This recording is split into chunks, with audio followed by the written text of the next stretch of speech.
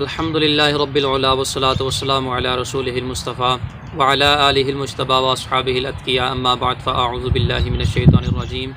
بسم اللہ الرحمن الرحیم۔ ناظرین، آج کا ہمارا درس شریعت احکام زکوٰۃ کے متعلق ایک نہایت ہی اہم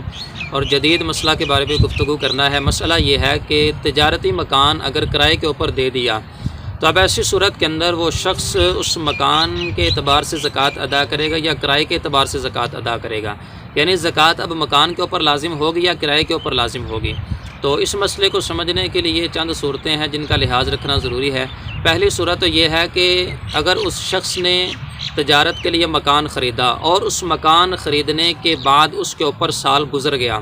یعنی شرعی اعتبار سے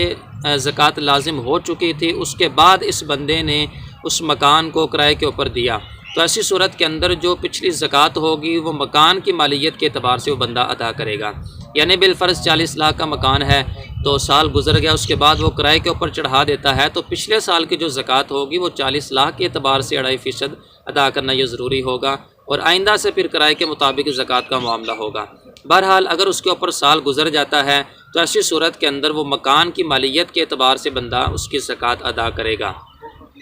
اور اگر اس مکان کے اوپر سال نہیں گزرتا، اس نے مکان بیچنے کے لیے خریدا اور وہ بک نہ سکا تو اس نے کرائے کے اوپر دے دیا، تو ایسی صورت کے اندر جو زکوٰۃ کا حکم ہوگا وہ کرائے کے متعلق ہوگا۔ اب مکان کی مالیت کے اوپر یا اس اعتبار سے زکوٰۃ لازم نہیں ہوگی، کیونکہ جب اس بندے نے اس مکان کو تجارت کے لیے خریدا تھا وہ اموال تجارت میں سے تھا، اور جب اس نے اس مکان کو کرائے کے اوپر دے دیا تو اب وہ مال تجارت رہا نہ، تو جب وہ مکان مال تجارت ہے نہیں ہے تو لہٰذا مکان کی مالیت کے اوپر اب اس اعتبار سے زکوٰۃ کا حکم بھی نہیں کیا جائے گا۔ لہٰذا اب وہ مکان وہ چیز ہے کہ جس کی منفعت سے فائدے کا حصول مقصود ہے، تو ایسی صورت کے اندر دیکھیں گے کہ اگر تو اس مکان کا جو کرایہ ہے وہ نصاب کی مقدار کو پہنچ جاتا ہے، خود پہنچتا ہے یا کسی اور اموال زکوٰۃ کے ساتھ مل کر پہنچتا ہے، تو ایسی صورت کے اندر شرائط زکوٰۃ کے پائے جانے کے بعد اس کی مالیت کے اوپر زکوٰۃ لازم ہوگی، یعنی اس کرائے کے اوپر زکوٰۃ لازم ہوگی۔ اور اگر کرایہ اتنا ہے کہ جو زکوٰۃ کے نصاب کو نہیں پہنچتا، اس کے علاوہ بھی اس کے پاس کوئی اموال زکوٰۃ نہیں ہے، تو ایسی صورت کے اندر اس کے اوپر زکوٰۃ بھی لازم نہیں ہوگی۔ اور اگر کرائے کی بھی آگے دو صورتیں بنتی ہیں، ایک تو یہ ہے کہ اس بندے نے کرایہ وصول کر لیا ہے، ایک یہ ہے کہ وہ کرایہ وصول نہیں کر رہا بلکہ اس بندے کے اوپر قرض کی صورت اختیار کرتا جا رہا ہے، بعد میں اکٹھا یہ بندہ کرایہ وصول کر لے گا۔ تو اگر تو کرایہ وصول نہیں کر رہا تو پھر اس صورت کے اندر یہ جو قرض کا معاملہ ہوگا یہ دین قوی کے حکم میں ہے، اور اس کی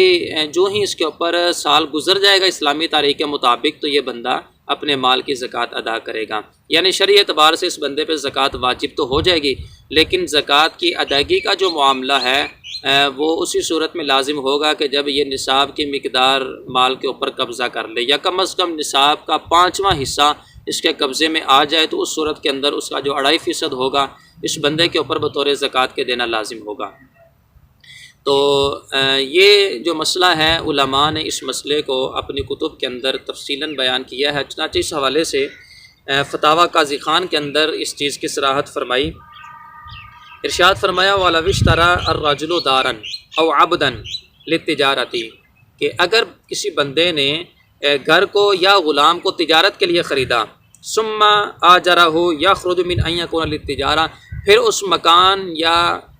جو غلام تھا اس کو اجرت کے اوپر دے دیا، لأنہ، تو فرمایا کہ اس کو دے دیا تو وہ جو مکان ہوگا وہ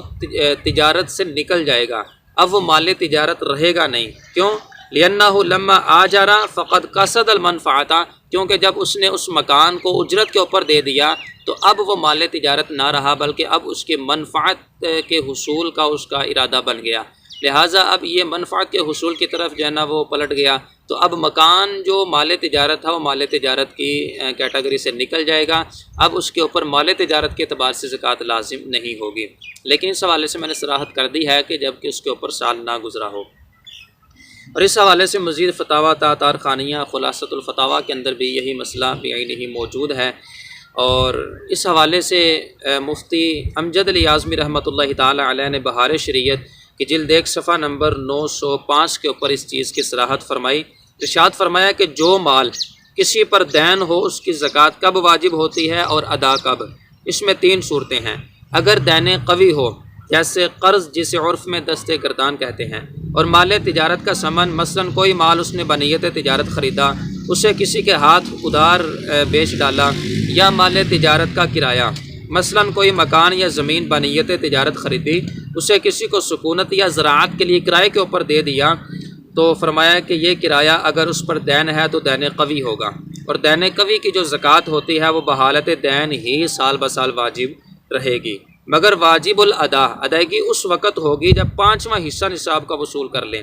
مگر جتنا وصول ہوا اتنی ہی واجب الادا ہے، یعنی 40 درہم وصول ہونے سے 1 درہم دینا واجب ہوگا، اور 80 وصول ہوئے تو 2، وعلی ھذا القیاس، یعنی 5واں حصہ جب نصاب کا کم از کم اس بندے کے قبضے میں آ جاتا ہے تو پھر وہ 2.5% کے حساب سے اس کی زکوٰۃ ادا کرے گا۔ لیکن اس میں بہتر یہی ہوتا ہے کہ یہ جو دین قوی ہوتا ہے اس کے اندر انسان جو ہے وہ سال بسال اگر کرایہ نہیں بھی وصول کر رہا پھر بھی اپنی طرف سے اس مال کی زکوٰۃ ادا کرتا رہے، تاکہ